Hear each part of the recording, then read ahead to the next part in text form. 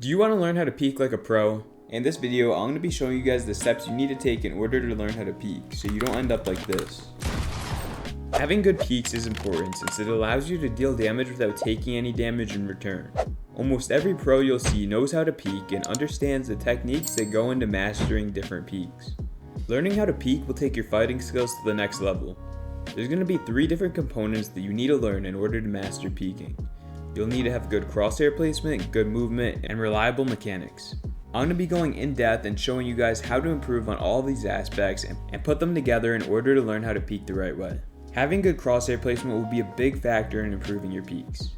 Good crosshair placement will allow you to end your edit right where your opponent will be. It should look something like this. Having good crosshair placement also means you need to make every edit moving your crosshair a minimal amount. For instance, when I double edit here, I could have good crosshair placement and edit like this, or I could have bad crosshair placement which looks like this. Improving your crosshair placement will ultimately help you to edit faster, so it's going to be something that you'll need to learn and put work towards if you want to improve your mechanics too. Crosshair placement can be easily practiced in this crosshair training map. I use this crosshair training map in order to fix my crosshair placement when it used to be really bad.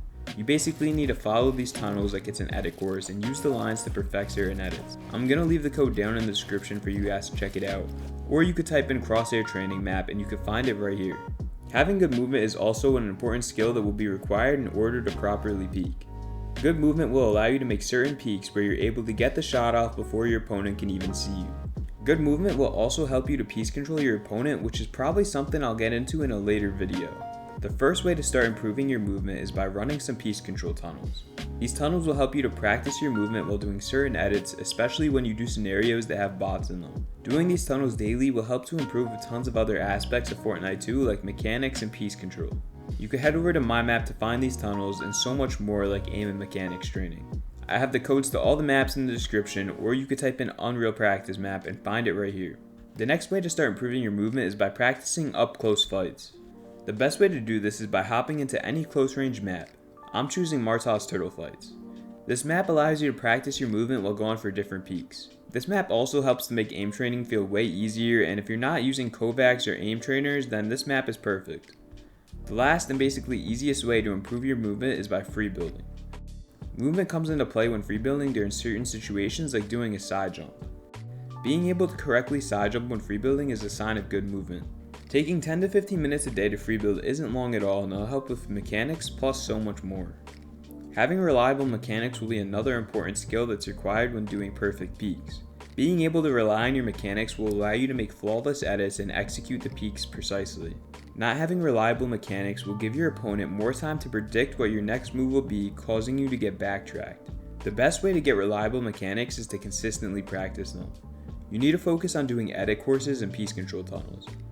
Both of these will help you to make your mechanics more consistent and more reliable. With piece control tunnels, you can combine the practice of mechanics with peaks, basically doing both in one. And for edit courses, I have different levels so you can work your way up until you feel you've reached the best you can do, or you just feel comfortable. Like I said before, free building helps to improve your movement, but it'll also help you to improve your mechanics. A good strategy to use while free building is going on a slow speed. This allows you to practice consistency. This strategy is used by tons of pros that have crazy mechanics like Polarize. When you're free building, make sure to try new things and not do the same retakes over and over. You can get inspiration by watching different montages of your favorite players to replicate some of their retakes in your own gameplay. You can use the strategy I showed before, which is free building at a slower speed, or you could just hop right into normal speed if you're feeling confident. One small thing that will be useful in order to pull off perfect peaks will be having good aim. I know this might be something that's pretty self-explanatory for most people, but some people might not see the importance. Having good aim will be the main component in pulling off a perfect peak. Like I said before, if you're not a fan of aim training, you could try using a map that has up-close fights. I did recently make a scenario that is mainly for competitive players that'll help you to practice your DMR aim, so make sure to check that out if that interests you. The reason I say it's mainly for competitive players is because tournaments this season will have Storm Surge, and DMRs are the main guns that are used in order to get search tags. If you don't really play competitive, you're still welcome to try out the scenario and practice your DMR aim. Now I'm going to show you guys a bunch of different peaks that are most useful. The first and the most popular peak that I think we all know is the peanut butter peak. This peak became most popular back in the box fight days and is still common today. This is probably the best peak in Fortnite, and up until today so many people still mess it up. The proper way to do this peak is by editing the peanut butter but moving towards the left so when you confirm the edit you don't take counter damage. The next peak I'll show you guys is a peak that recently became popular and I like to call it the bottom peanut butter. This edit basically looks like you're doing a peanut butter but from the bottom of the wall. It basically allows you to deal damage to your opponent's body while they have no sight of your body. This will work almost every time if you position yourself in the right spot and behind the cone in your box. The next peak I'll show you guys is another pretty common peak that was used back in the box fight days. You basically need to edit the 3 top tiles and crouch so your opponent doesn't see you. Then you stand back up and you're able to get the shot off, and most of the time your opponent will already try to shoot at you. This peak definitely isn't as common as it used to be since it is pretty easy to mess up and it's not as safe as the others, but it can still be used in certain situations. The next peak I'll show you guys is pretty common and you'll see most pros use it. The right hand peak revolves a lot around movement since you need to be able to move into the window and hit the shot then move right back out of the window. This one is pretty easy to mess up, especially if you haven't mastered your movement yet, but it can be really effective if it's used the right way.